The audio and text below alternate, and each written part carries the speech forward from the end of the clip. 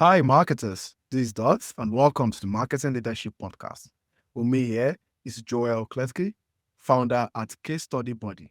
We will discuss high-impact customer stories that build brand advocacy. This is a very dear episode to me because I love case studies and customer stories. So let's do it. Joel, welcome. How are you doing? I'm doing good. I'm staying warm. It got to -40 here for the weekend, so we've been hibernating a little bit, but otherwise I'm doing great. Yeah, absolutely. If you are listening and you're in Calgary, big ups to you there. But you've been doing a lot of great work.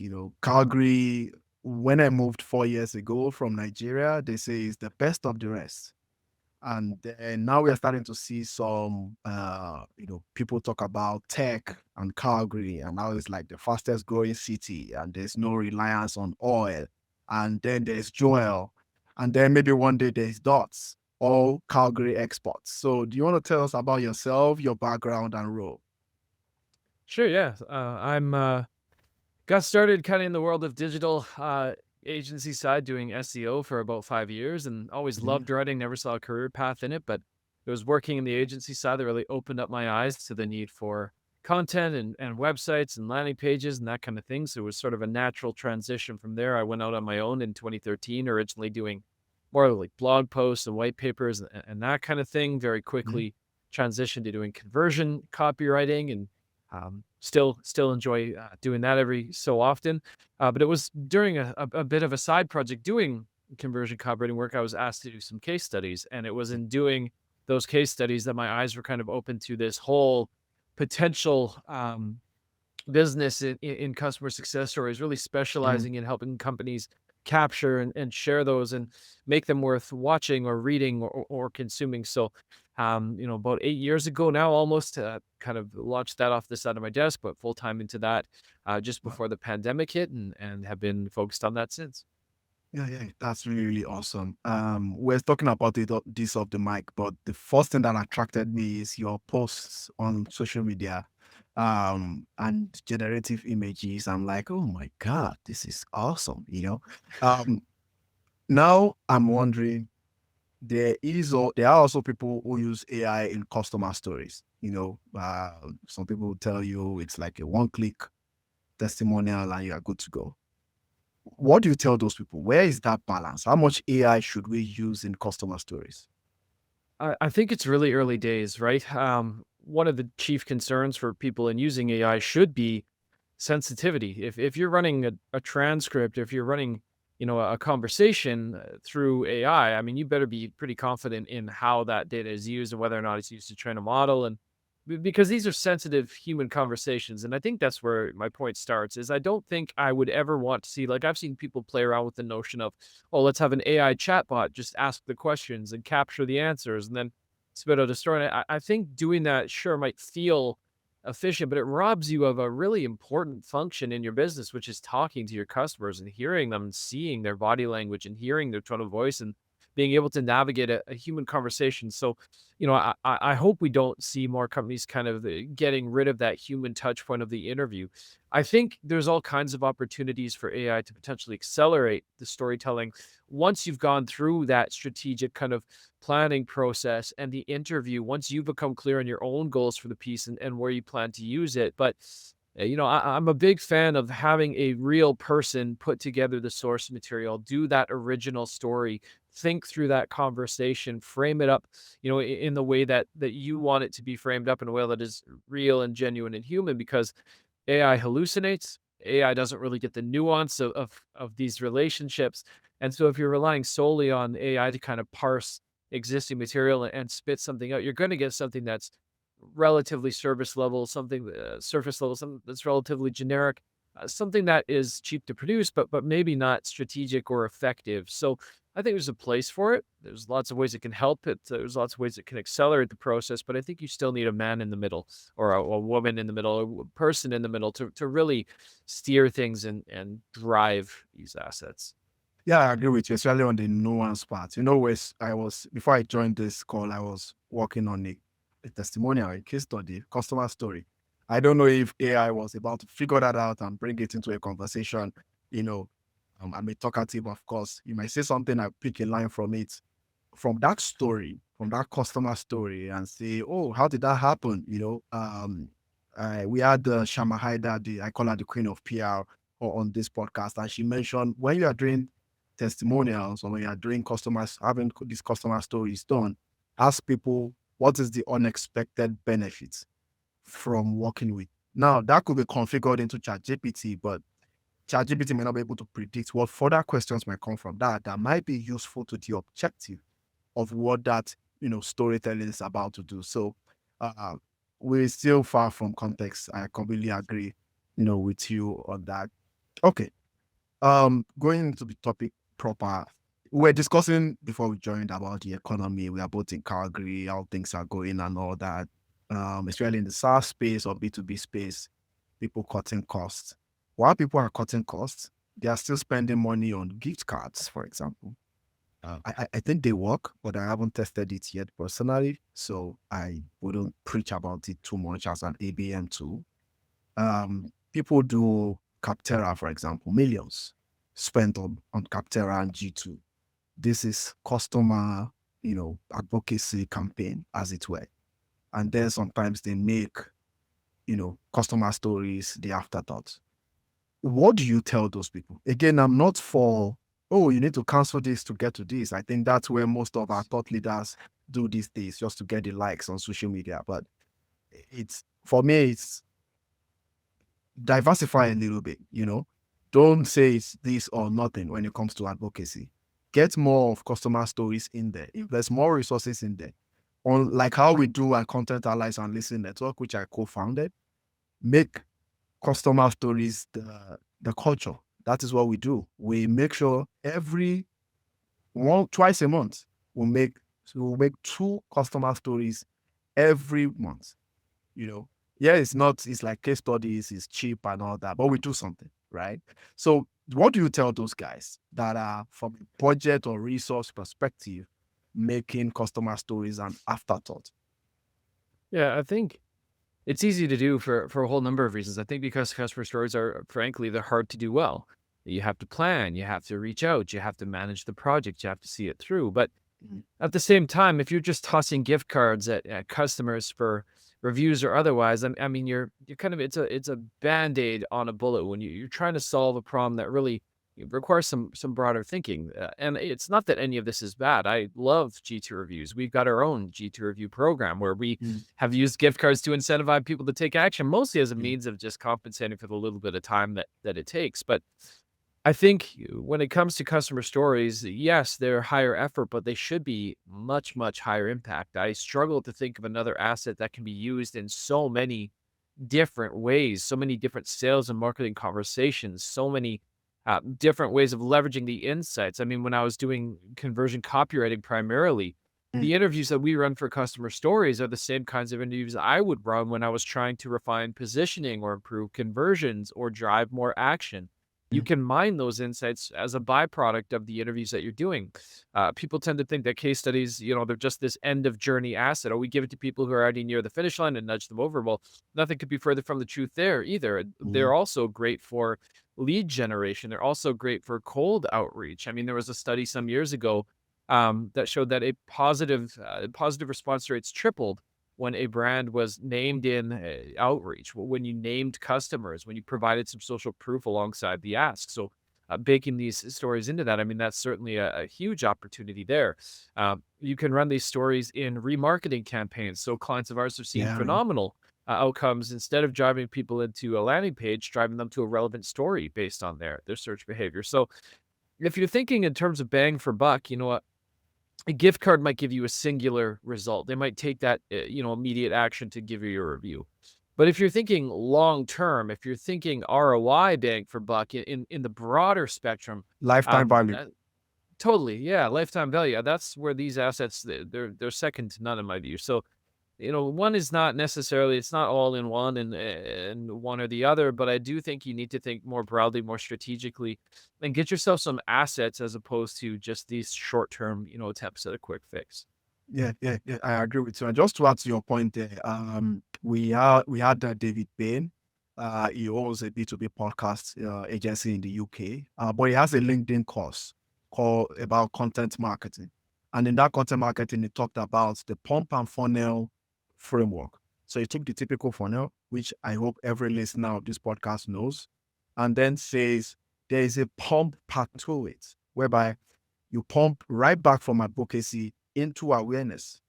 And in my opinion, customer stories is what is that pump really that does that and goes back to awareness based on all these things that you just mentioned.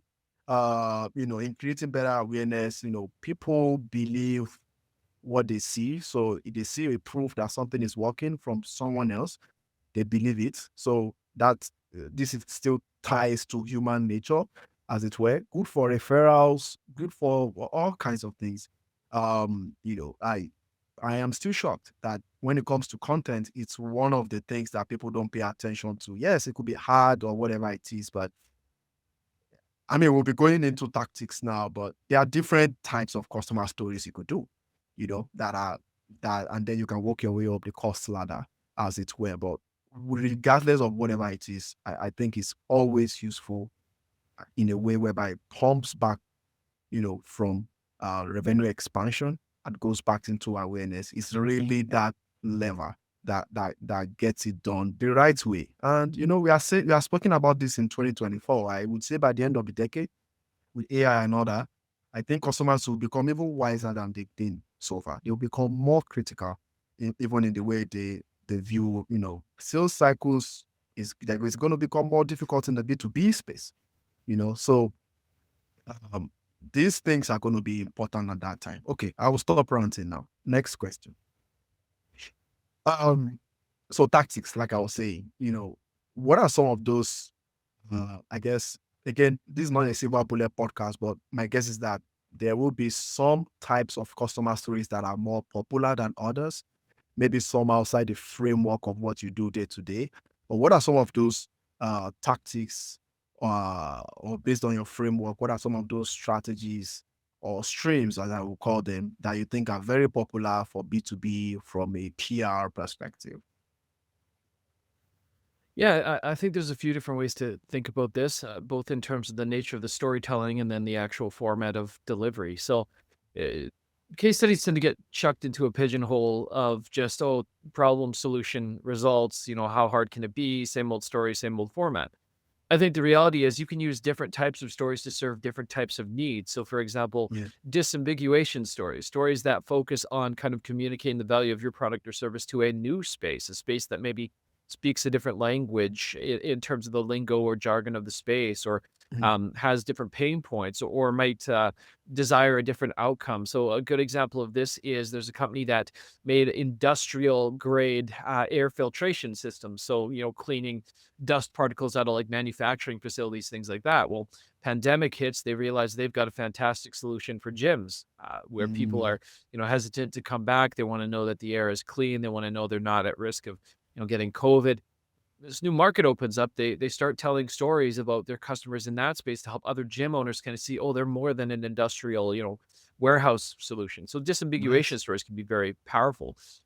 There's also implementation stories. So if you are a solution or product that has a long implementation, I'm thinking, software, enterprise, anything, telling the stories of just the implementation piece, the process of going from a competitor to your solution and getting that in place and what it was like to get it in motion and adoption and all of that, that can be very powerful. Kind of alluded to it just there, but switcher stories, stories of someone who came from a competitor to you and their journey through that. Why did they make that decision? How did you compare? What was it like to make that switch? Those stories can be tremendously valuable. On the other side of things, there are playbook stories where you can take the recipe that someone basically used your solution for to get success and lay that out in kind of a prescriptive go do this type of way. Mutiny does a brilliant job of these types of stories. So you've got these different storytelling formats that serve different strategic goals. And that's really, I mean, we're talking tactics, but that's really where it begins is identifying for yourselves, what do we want these stories to do for us? Who do we want to reach and what do we want to convince them of? And what informational appetite do they have? I think dovetailing into that, rather than just tell the story one way, one time in one place and hope it does all of the things for you, thinking ahead to, okay, how can we break this story up into different types of formats that serve different audiences in different channels who have different informational appetites. So for cold outreach, you don't necessarily want this deep dive 1500 piece or 5-minute video. You might want something just like a one sheet or a quick overview. Yeah. For live presentations, you might need a slide deck. Sales probably want something they can speak to as opposed to a big, clunky resource. Combining video and written formats in ads, to see what gains traction there for you. And then on your site, even bringing those media together to have this 1-2 punch of kind of believability, credibility, and depth. There's a lot of thinking in terms of, we use a framework called nibble, bite, snack, meal. Like, how hungry is your audience? And nibble might be just a sound bite from the interview. That might be all they have the appetite for, but that serves the Yeah. purpose. And on the other end of it, you might need a deep dive when someone's deep in the consideration phase. So, Mhm. different types of stories you can tell in different ways that serve different goals, rather than just, oh, well, let's tick the case study box and get it up on the site and be done with it. Yeah, and thanks for really breaking some of those things down. So you mentioned something about competitors. Actually, while we'll stalk you for a while and then invite you. So that's how we do it on the podcast. So while stalking you, I saw once you hire us, pray for your competitors because they will need it.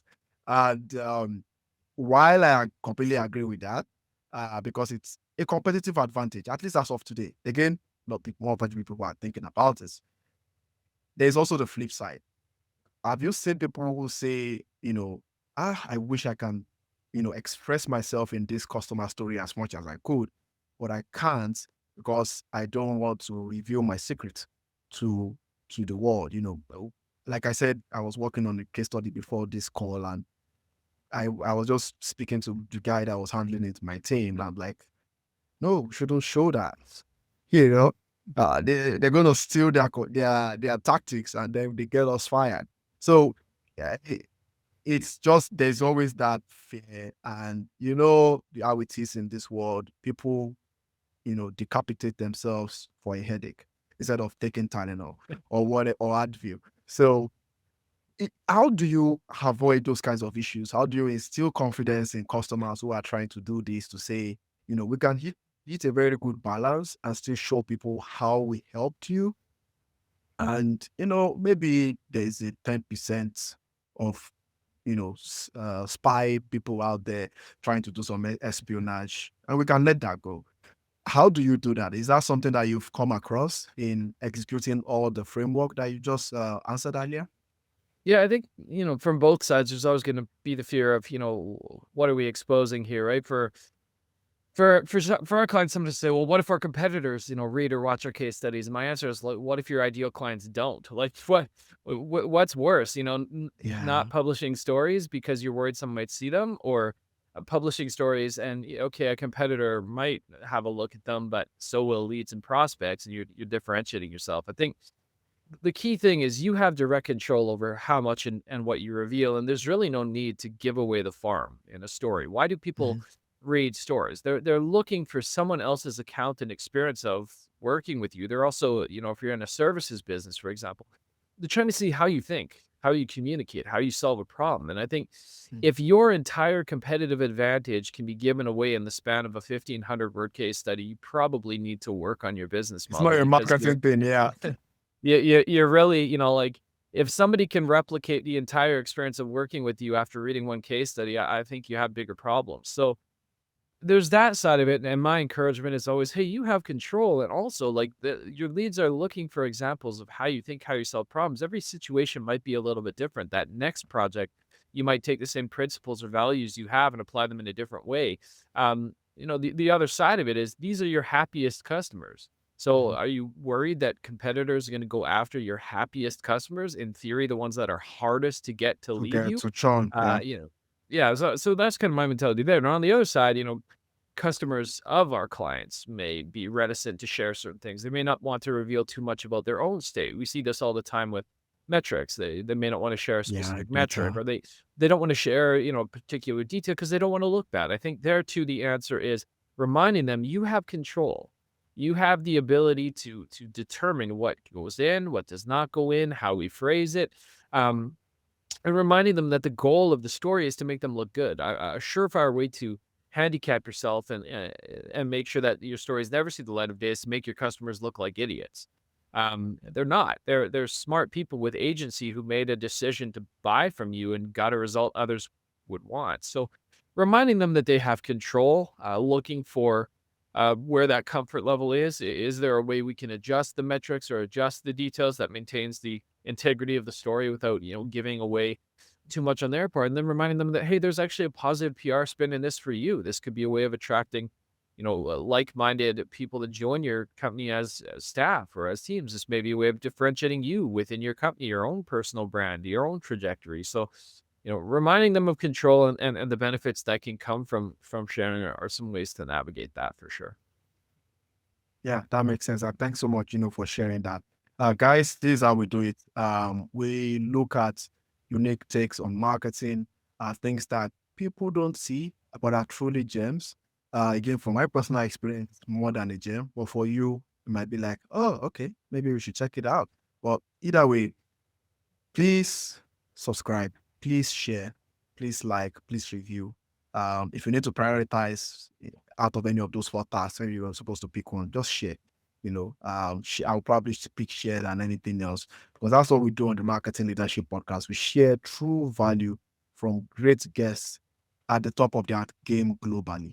And I'm lucky that this one is just here in my backyard, doing great things globally. So please help support us with those actions. It really, really helps us out in here. I've got one more question, which has been bothering me for some time now. But before then, it's going to be the rapid fire, the dots rapid fire. Unlike other rapid fires out there, this one is very hot. So I'm sure Joel should be able to take it. But before then, a 20-second slot from our sponsor. And when we come back, it will be wrapping up. But don't miss it because I always save the best for the last. Stay tuned.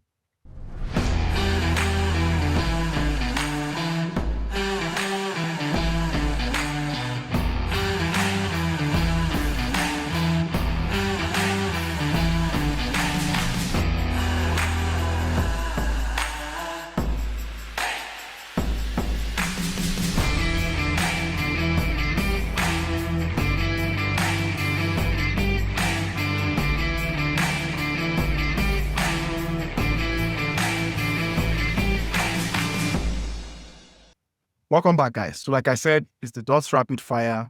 I call it the marketing court of law. I call it the marketing hot kitchen. Choose your poison. So Joel, it's 3 questions. Are you ready? I'm ready. Yep. All right. What is your favorite marketing metric? And I don't want to hear sales or revenue. I think conversions. I don't know if that counts as sales, but I think looking at what actually drives, and I think second to that would be assisted conversion. So looking at what supports the conversion that can get overlooked if you just look at the endpoint. So yeah, I would say go for assisted conversions because people are trying to figure out how did this testimonial get this sale? How did this particular one get this sale on CRM? You may not see it, even though in reality it's probably what made it happen. And I'll tell you a quick story for the next question. When I joined Content Allies 2 years ago, I was told that it was because of case studies written about Meta being a client. Of course, maybe there's the Meta factor there, but there's also the case study. And because of that, enterprises started rolling in. So case studies has been, it's probably more, I probably have more, we as content allies probably have more passion than you, Joel, because it's like a miracle worker, especially in the B2B space. It's awesome. Guys, if you are not in that game, I am, campaigning on behalf of Joel here. Please get a customer story, get a case study, get a testimonial, whatever it is. At the end, we'll be sharing some details on that, but you just gotta do this. I'm telling you, it works. It makes a CMO the chief magic officer, not the chief marketing officer. So that. Okay, second question on the rapid fire. How long do you use social media every day? probably longer than I should. I'm in a role now with Case Study Buddy where it's actually part of my job to be present there and engage there. So I would say probably about an hour. Probably about an hour It's not a bad day. actually. Yeah, Yeah, maybe hour and a half thing. Yeah. Okay, now you're talking. Okay, I got you. How long does it take to create those images? Hardly any time at all, actually. You're Ah, coming up the okay. concept is probably, the trickiest thing. So I've started keeping notes on Uh-huh. ideas that I come up Uh, with. But uh, generating the actual image is like, usually like 5 to 10 minute affair. Once I've got the idea, I can yeah, usually zero after right in on it. yeah, that's true. That's true. That makes sense. Okay. Yeah. Last fire, rapid fire question. What is your favorite marketing quote? My favorite marketing quote, probably one of them is the consumer is not an idiot. She's your mother. I think it was probably. Ogilvy. Ogilvy. Yeah. Yeah, Yeah. but, a reminder that, like, people aren't stupid, and you're not trying to pull the wool over anyone's eyes and deceive them, and I like it because it's a reminder that we can be authentic, we can be genuine, we can genuinely want to be helpful as opposed to just drive the sale, but actually try to benefit people with the things we're doing and to act in an ethical way, so I've always Yeah. appreciated that quote. I would say in this century, that quote should be edited a little bit. So you change mother to wife. And that makes sense either on the serious part or on the joking part. Of course, on the joking part, you treat everybody serious, you treat your wife serious, you treat your customer serious. But on the serious side is the concept of demand generation. Again, what customer stories provide, right? We are not, if you're going to marry someone, you're not just going to walk into somewhere and say, hey, hi, marry me. Thank you. That never works. There is a step. You have to date, you have to cut, you have to beg, you have to appeal, you have to influence, you have to provide value even before the marriage starts at all. And even after the marriage, you build what we call customer lifetime value. And you are building your credit score. You don't forget the birthdays, you level up your gifts as the year goes by. Same thing with how you treat your customers, same thing as how you treat your clients. It's in the human way possible. And customer stories sits at the bottom of that. Okay. Before I let you go, Joel, um, distribution of customer stories. You mentioned that a little bit there, but I feel like there are some brands out there that are really taking advocacy to the next level. In fact, they are doing everything that it is to advocacy, dedicating massive marketing budgets to it. For example, it still beats me that a customer that we work with at Content Alliance says our guests are customers. And that's just one out of, I don't know, 30, 40, I don't know how many clients that are saying, we want to create our podcast for ABM. We want to acquire people. We want to get leads, new people, and things like that. These guys are saying, no, we want to talk to our customers. I completely agree that it's easy because this is an enterprise. So it's easy for enterprises to do that. Maybe they've got some spare lab budget, as we'll call it. But I feel like different companies of different sizes should be able to go as far as possible to create customer stories, regardless of the size, regardless of the format. Podcast is just one of them for me. There's this typical testimonials as well and all the content types you spoke about. There is the, case studies, research papers, white papers, and so on and so forth, where you have to, even in events, people speak at events. And, I've started to apply to events now. I've not been to one yet, but I might get to speak at some this year for the first time. And they're saying, you can share a customer case study.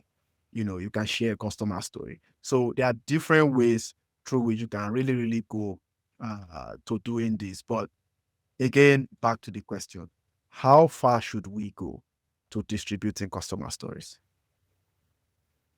I think you wanna begin with the end in mind, right? You wanna have an understanding of where you wanna use these before you even get a customer on the line, because when you know the end game for how you'll distribute, it will influence how you produce, how you ask questions, what sound bites you go for. So I think you wanna take I don't really believe the funnel exists, but I think you wanna take, like, a whole funnel or a whole journey kind of mentality toward it and think from lead generation and nurturing all the way through to retention and upselling and even winning back churn leads. How can we take one story and repurpose it and rethink it to fit in all of those areas? I think again, the kiss of death is to treat your stories like something that you tell one time, one way, in one place, and then move on. I think if you really want to reap the ROI of that activity, if you really want to reach the full potential of your customer stories, then you have to plan to use them in different formats at different times through different campaigns. and revisit that, come back to them. These are, in so many cases, evergreen pieces of content. So to only share it once and then let it, rot on the vine is a huge loss. So I think distribution, you want to plan for that from the outset. You want to be mindful of that. And if you just do that, you'll be ahead of 99% of your competition. Yeah, yeah. I liked what you said about Evergreen, but I'll give you another, Joel. What we have even done at Content Allies is that we have a testimonial with someone 2 years ago, and like, hey, you want to come back again? Let's do round two. Which I've never seen that before until then. I'm like, yeah, you guys are crazy, but it's good. I'm on board.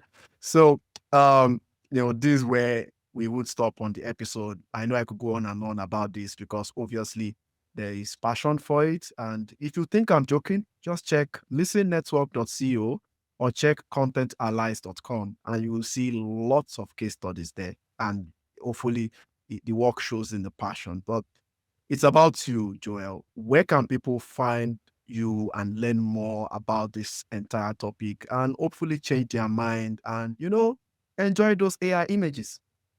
Yeah, you can definitely, to connect with me personally, LinkedIn's probably the best place. You can find me there. I don't always respond quickly, but I do always respond. And you can see some of the things I'm learning and trying and sharing there.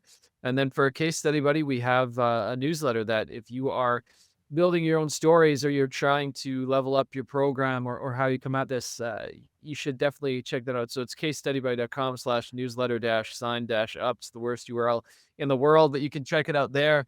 And, about twice a month, we share some things we're seeing. Most recently, a great big report on kind of the state of customer stories in the AI space and some of the things other spaces can learn from that. So check out casestudybuddy.com and check out the newsletter. There is a ton of resources, ideas, inspiration there that you can draw from.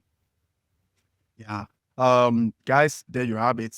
If you want to see more episodes like this one, it's on my website, dotslovesmarketing.com. You can, follow these conversations and follow these great thought leaders. We've been very, very fortunate to have had the kinds of guests that we've had on First Try, which is, just incredible. Also, we are on all your podcasts, channels, wherever you listen. Of course, the major guys are Apple, Spotify, and YouTube. I'd like to thank Content Allies, Desk Creek, and Listen Network for their support in keeping this very aggressive. Till next time, connect the dots. Thank you for listening to the Marketing Leadership Podcast, brought to you by Listen Network. There will be links to resources mentioned in today's show notes.